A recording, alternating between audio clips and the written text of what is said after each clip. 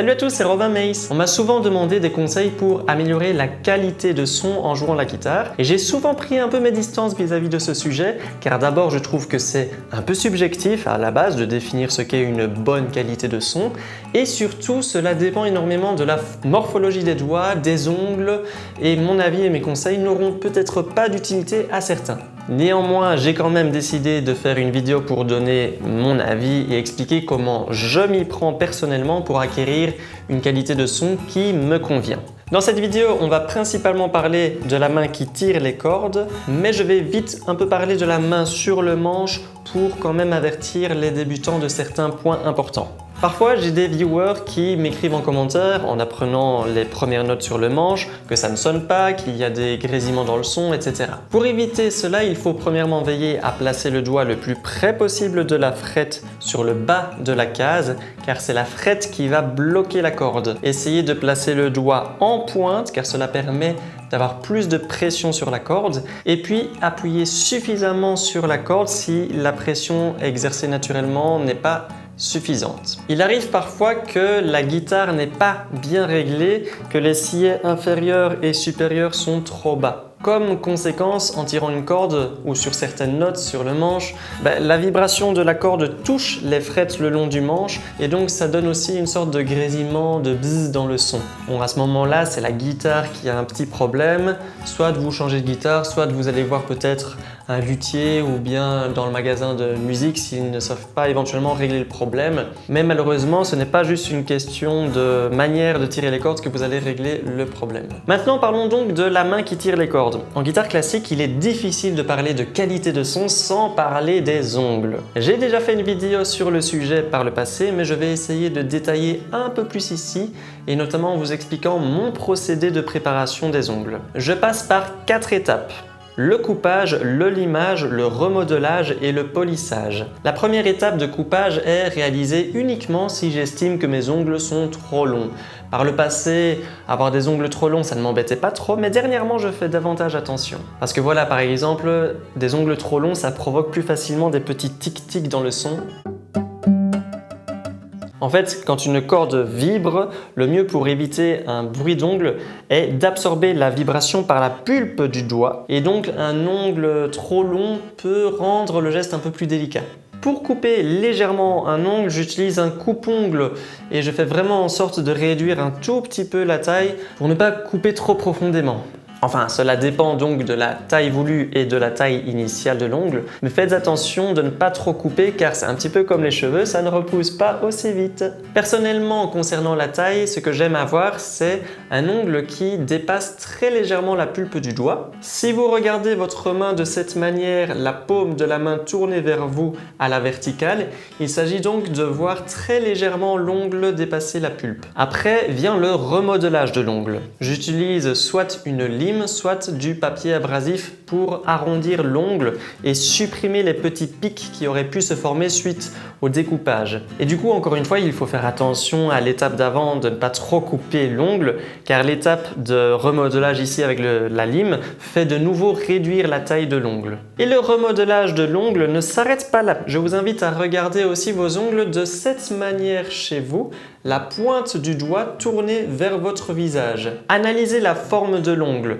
Est-ce que ça donne un arc de cercle ou bien une sorte de trapèze ou bien est-ce que vous voyez peut-être le milieu de l'ongle plongé vers le bas? Cette forme a un impact sur l'attaque du son et peut être également remodelée. Pour cela, j'utilise personnellement un petit ustensile de cuisine, par exemple une petite cuillère et un briquet. L'idée est de brûler le bout de la cuillère pour qu'il soit chaud et ensuite soit d'appuyer sur l'ongle pour baisser certaines parties vers le bas ou bien au contraire faire en sorte que certaines parties de l'ongle remontent si cela plonge trop à votre goût à la base. Personnellement, je remarque souvent que l'ongle de mon annulaire sur le côté droit remonte de trop, donc je chauffe la cuillère et je viens appuyer, aplatir cette partie-là pour rapprocher l'ongle de la pulpe du doigt. Et il en est de même avec le milieu de l'ongle de mon majeur qui se relève de trop par rapport au côté droit. Donc j'essaye d'écraser, on va dire, le milieu pour garder une ligne plus homogène et éviter que la corde vienne systématiquement se coincer dans le même creux dans la forme de l'ongle. Pour le pouce, je remonte parfois le côté qui attaque la corde car il est fort écrasé naturellement. Par contre, pour éviter de brûler si la cuillère est trop chaude, je l'enrobe du papier abrasif et j'en profite même pour passer un petit coup de lime si nécessaire. Attention, au niveau de la taille de l'ongle du pouce sur le côté qui tire les cordes, si la taille est trop longue, il y a un risque que la corde se retrouve systématiquement coincée entre la pulpe du doigt et l'ongle et donc la qualité de son pourrait en être réduite. Donc il faudrait faire attention à l'endroit de l'attaque du pouce que l'ongle ne soit pas trop long.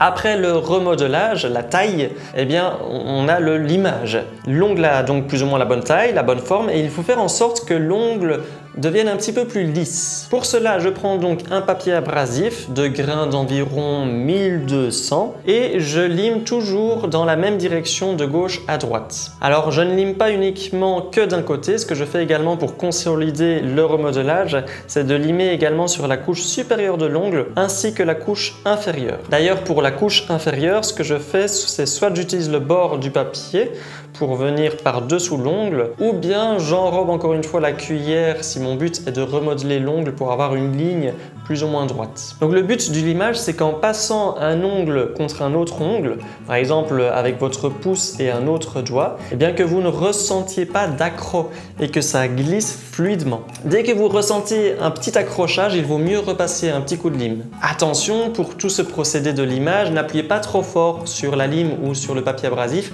car sinon vous risquez de réduire davantage la taille de l'ongle. Et donc la dernière étape est plutôt réservée pour les guitaristes très pointilleux, c'est le polissage. C'est un petit peu comme le limage en soi, car le but est de rendre l'ongle le plus lisse possible, mais avec des papiers abrasifs micro-mèches un petit peu plus spéciaux, c'est beaucoup plus précis. Donc là j'utilise du grain de 6000 à 12000 parfois même. Vous pouvez placer l'ongle contre le papier et on appuie bien fort ici, on fait des petits allers-retours tout en maintenant la pression. Il n'y a aucun risque que l'ongle se réduise de taille. Et voilà, après ces étapes-là, pour moi j'ai des ongles qui conviennent à ma manière de jouer et à la qualité de son que je recherche, mais n'oubliez pas que chacun a une morphologie différente, chacun a des goûts différents et donc cette manière de faire ne conviendra peut-être pas à tout le monde. Une fois que les ongles sont prêts, il faut travailler sa manière d'attaquer les cordes, car en fonction que vous tirez la corde d'une manière ou d'une autre, vous obtiendrez un résultat ou un autre. Encore une fois, cela demande beaucoup d'expérimentation. Je vous conseille de démarrer les tests en attaquant les cordes avec appui.